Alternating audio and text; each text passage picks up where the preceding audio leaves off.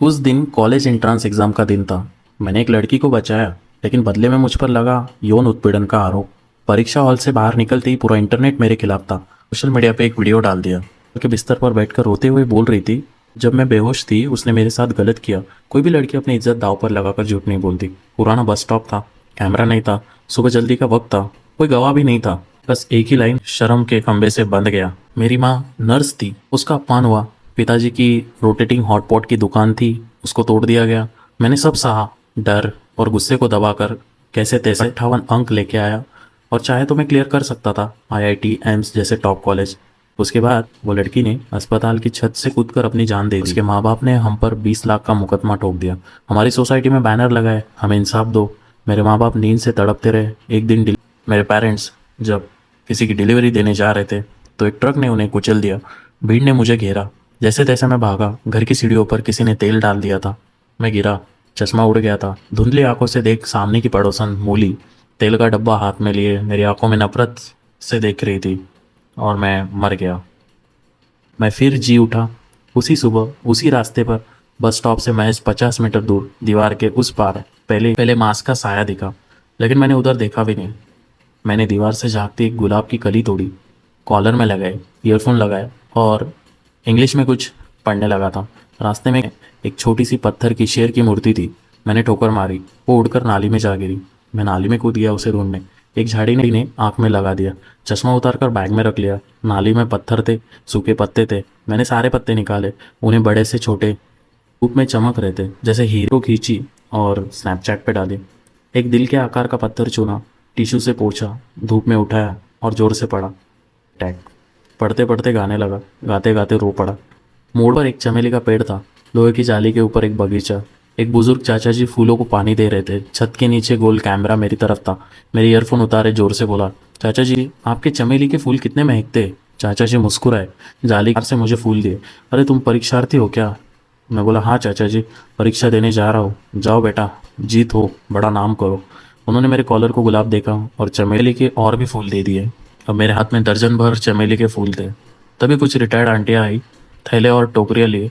उसी स्टॉप की तरफ एक आंटी ने फूलों की महक सूंघी। अरे बेटा, ये फूल कहाँ से लाए। मैंने कुछ फूल उन्हें दे दिए, बाकी आंटियों को भी। सबके चेहरे खिल गए। मैं सबके पीछे पीछे से चलता रहा। स्टॉप पर पहुँचते ही बस आ गई। मैंने दौड़कर आवाज़ लगाई, भाई साहब रुकिए। मैंने स्लाइडिंग स्टॉप लगाकर दरवाज़ा खोला।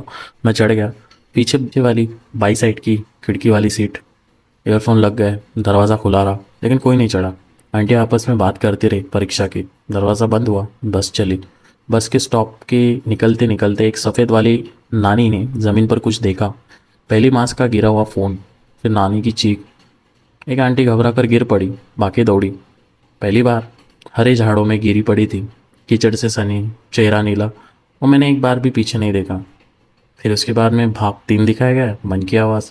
मैं घर जाकर पिताजी से गाड़ी मांग सकता था, दूसरा रास्ता ले सकता था, टैक्सी कर सकता था, कोई भी राहगीर मुझे छोड़ देता। मैं परीक्षार्थी जो था, लेकिन मैंने क्यों बदला, क्यों भागता। मैं चाहता था वो मुझे नहीं देखे, वहाँ वो जो सोच रहा था मैं होऊंगा। और फिर देखे उस मोड़ पर खालीपन। अरे यही सबसे अच्छा। और अगर न मरे तो बाकी ज़िंदगी सोचता रहे। अगर मैं थोड़ा और रुकता, फंसता। पश्चाताप बुरे लोगों का काम है, अच्छे लोगों का नहीं। यही है, मार बिना हाथ लगाए। 30 मिनट बचे थे जब मैं पहुंचा। पिछली बार देर हुई थी, इस बार सुकून था। परीक्षा हुई, घर आया, खाना खाया, सो गया। उठाने गिला तौलिया फेंका। सुबह एक शरारती बस स्टॉप पर गिर गया। हमारे अस्पताल में आईसीयू में है, पता नहीं बचे या नहीं।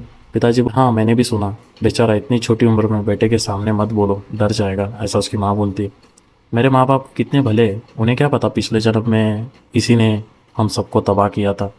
परीक्षा के लिए मैंने पिताजी से इलेक्ट्रिक स्कूटर पर छोड़ने को कहा। खोया था उन्हें, कीमती लगता है। पीछे की तारी सीट को कपड़े से पोंछा, बार बार बोले, तुम लंबा हो गया है, पैर रखने की जगह नहीं। मैं 18 साल का था, कद 6 फुट 3 इंच, पिताजी 5 फुट 7 इंच। मैं पीछे बैठा, हेलमेट लगाया और उनके कंधे पर हाथ रखकर बोला, पिताजी परीक्षा के बाद हम दादा दादी से मिलने चले, 3 साल हो गए। वो धीरे बोले, बेटा तू कॉलेज जाएगा, के लिए पैसा जोड़ना है।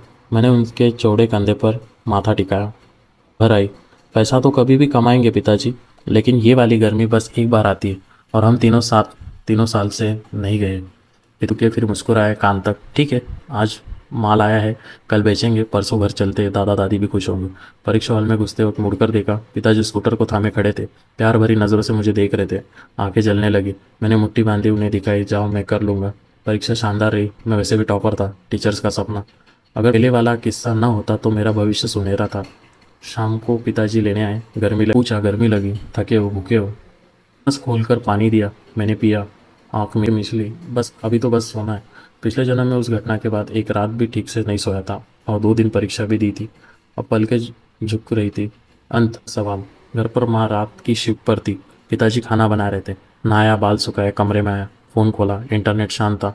लगता है बिना मेरी मदद के पहले से अभी हालत गंभीर है, अब कुछ नहीं कर पाया।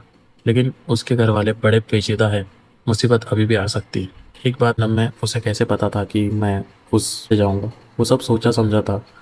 उसके कमरे में मेरी तस्वीर थी, मेरी खोई हुई चीज़ें, तौलिया, बोतल, पेन, पुराने कपड़े, सालों से नज़र रख रहा था। और जब मरने से पहले उसने फ़ोन किया था, उसने कहा मुझसे शादी कर लो, माँ बाप को 10 लाख रुपए दिला दो, मैं सब साफ कर दूंगा। मुझे घिन आई, मैंने रिकॉर्डिंग की, लेकिन काम नहीं। मरते वक्त धुंधलाती आंखों में सामने की पड़ोसन मूली दिखी थी, तेल का डब्बा हाथ में। उसने सीढ़ियों पर तेल डाला था। तो क्यों मूली ने ही उसे बताया था कि मैं उस रोज़ किस बस से जाऊंगा? अभी ये सवाल अनसुलझा है, लेकिन इस जन्म में मेरे माँ बाप जिंदा है और मैं परसों उनके साथ घर जाऊंगा। बस यही काफ़ी है।